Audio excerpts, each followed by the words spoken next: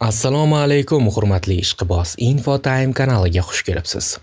Bugun Toshkent vaqti bilan soat 22:00 da Jahon chempionatiga qur'a tashlanadi.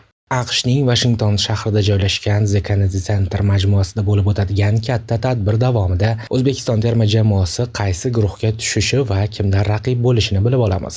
Jahon chempionati qur'asi Jahon chempionati o'yinlari kabi katta voqelik hisoblanadi. Dunyo bo'ylab milliarddan ziyod aholi ushbu marosimni intiqlik bilan kutmoqda. Yurtimizda ham millionlab muxlislar qur'a natijalarini kutayotgani bor gap. Balki avvalgi qur'alarda bu qadar katta sabrsizlik bo'lmagandir.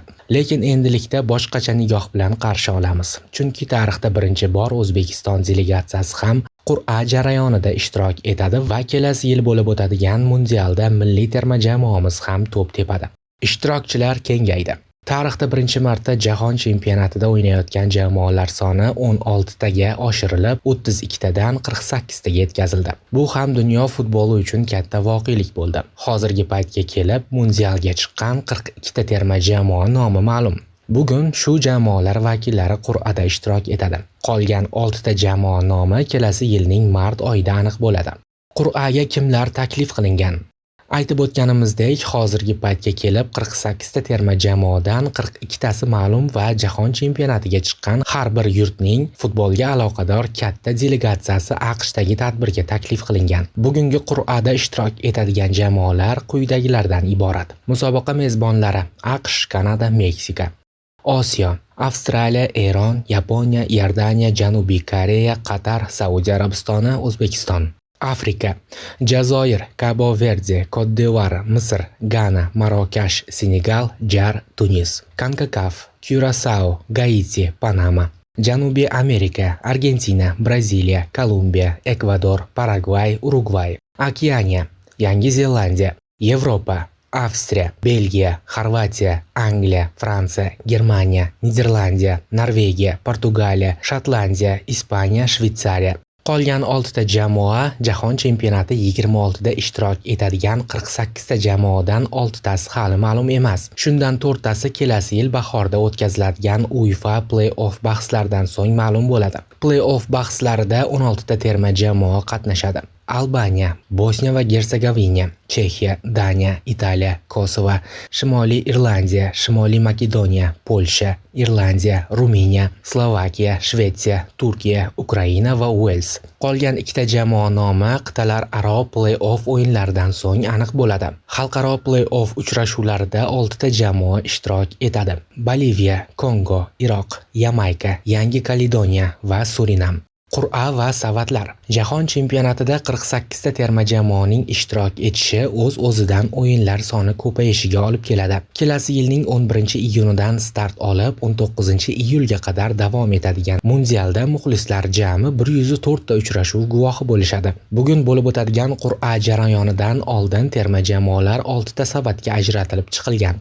Shuni aytib o'tish lozim, musobaqaning 3 ta mezboni avtomat tarzda guruhlardan joy olgan. Meksika A1, Kanada B1, AQSh D1. Savatlarning to'liq ko'rinishi quyidagicha. Birinchi savat: AQSh, Meksika, Kanada, Ispaniya, Argentina, Fransiya, Angliya, Braziliya, Portugaliya, Niderlandiya, Belgiya, Germaniya.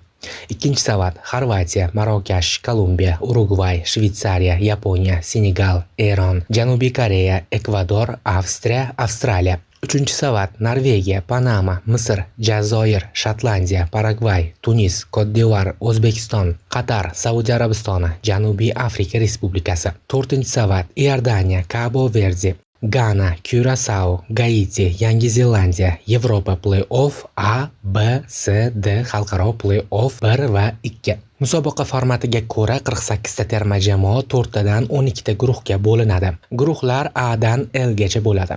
Guruh o'yinlari yakuniga yetgach, 1 va 2 o'rinlar bilan birgalikda eng yaxshi 3-o'rin egalaridan 8 ta jami 32 ta terma jamoa keyingi bosqichga yo'l oladi. Bu degani birinchi bosqichdan so'ng faqat 16 ta jamoa ortga qaytadi. Qur'a qanday bo'ladi? Endi eng asosiy masalaga kelsak, qur'a tartibiga ko'ra har bir savatdan navbati bilan to'liq jamoalar olinadi. Jahon chempionatining uchala mezboni qaysi guruhlarga tushishi ma'lum ekanini yuqorida keltirib o'tdik. Katta turnirlar oldidan FIFAning asosiy yozilmagan qoidasi bor va doim shunga amal qilib keladi. Ya'ni bitta qit'a vakillarini bir guruhga tushirmaslik. Faqat Yevropa bundan mustasno bo'lib, UEFAga 16 ta o'rin berilgan. Bugungi qur'a marosimida AQSh ko'k rangli shar, Meksika yashil, Kanada esa qizil rangli sharda bo'ladi. Qolgan barcha sharlar oq rangda bo'ladi. Musobaqaga bo'lgan qiziqishni oshirish maqsadida FIFA reytingidagi eng kuchli 4 ta jamoani qarama-qarshi setkaga qo'yadi. Bu degani Ispaniya va Argentina hamda Fransiya va Angliya toki finalga qadar bir-biriga to'qnash kelmaydi. Qur'a avvalgi mezbon jamoalarni 3 ta guruhga ajratib, birinchi savatdagi jamoalarni guruhlarga bo'lish bilan boshlanadi. Birinchi savatdagi jamoalar to'liq guruhlarga joylashtirilgach, keyingi ikkinchi savatga o'tiladi. Xuddi shu tartibda 3 va 4 savatlarga navbat keladi. O'zbekiston milliy terma jamoasi 3-savatdan joy olgani uchun bizga shu savatdagi jamoalar raqib bo'lmaydi. Shuningdek, 2-savatdan Yaponiya, Janubiy Koreya, Eron kabi qit'adoshlarimiz ham tushmasligi aniq. Bu degani boshqa qit'a vakillari bizga raqib bo'ladi. Guruhda kimlar raqib bo'lishini istagancha bashorat qilishingiz mumkin. Bugun 2026-yilgi Jahon chempionatining guruh bosqichiga qur'a tashlanadi.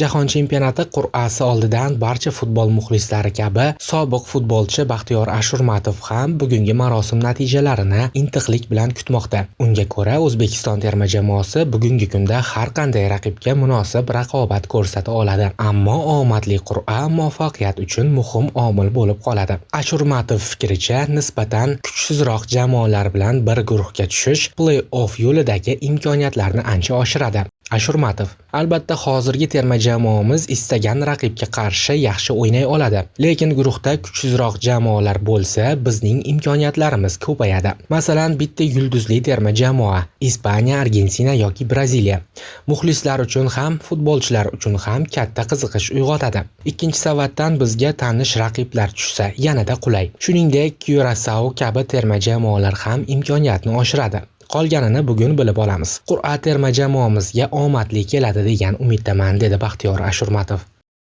Aleksandr Geynrix Jahon chempionati 2026 qur'asi oldidan fikrlarini bildirib o'tdi. Birinchi savatchadan kuchliroq jamoa tushishini istardim. Jahon chempionatiga chiqdikmi? Demak, yaxshi bir jamoaga qarshi o'ynashga nima yetsin? Masalan, Ispaniya, Braziliya yoki Fransiya bilan. Ikkinchi savatchadan Kolumbiya yoki Senegal. To'rtinchisidan esa Gaiti yoki Curaçao'ni kutib qolaman. Biz ulardan birini mag'lub etib, guruh bosqichidan chiqishimiz lozim, dedi Geynrix. Nima uchun siz muxlis bo'lgan Ronaldoning Portugaliyasi bilan tushishni xohlamayapsiz? Men Realga muxlislik qilaman. U esa hozir Madridda emas, kuladi. Milliy terma jamoa futbolchisi Vitaliy Denisov qur'a marosimidan oldingi fikrlari bilan o'rtoqlashdi. 5-dekabr kuni Vashingtonda qur'a tashlash marosimi bo'lib o'tadi. Terma jamoamizga kimlar raqib bo'lishini istardingiz? Ko'proq top terma jamoalar bo'lishini istardim. Braziliya deysizmi, Fransiya deysizmi, bilmadim. Yana kimlar bor? Germaniya, Italiya nima bo'lganda ham shunchaki ishtirok etish uchun harakat bo'lmasligi kerak. Hech bo'lmaganda vazifani bajarishni, ya'ni guruhdan chiqishimizni xohlayman. U yog'ini keyin ko'ramiz. O'zbekiston milliy terma jamoasi bosh murabbiyi Fabio Cannavaro qur'adan oldin o'z fikrlarini bildirdi. Umid qilamanki, qur'a natijalari biz va butun o'zbekistonlik muxlislar uchun ma'qul bo'ladi, deb fikr bildirgan murabbiy. Sport jurnalisti Jamoliddin Bobojonov mundialda tarkibimizdan kim porlashini taxmin qildi. O'zbekistonning guruh bosqichidagi raqiblari kimlar bo'ladi? Men qayerdan bilaman kimlar bilan bahs olib borishimizni? Mundialda qaysi bosqichgacha yetib bora olamiz? O'zbekiston guruhdan chiqadi. Sizningcha Jahon chempionatida tarkibimizdagi futbolchilardan kimlar porlab kuchli chempionatlarga yo'l olishi mumkin? Abbos Fayzullayev. Siz nima deb o'ylaysiz, qadrli ishqiboz? Fikringizni izohlar bo'limiga yozib qoldiring. Kanalimizga obuna bo'lishni va like bosishni unutmang.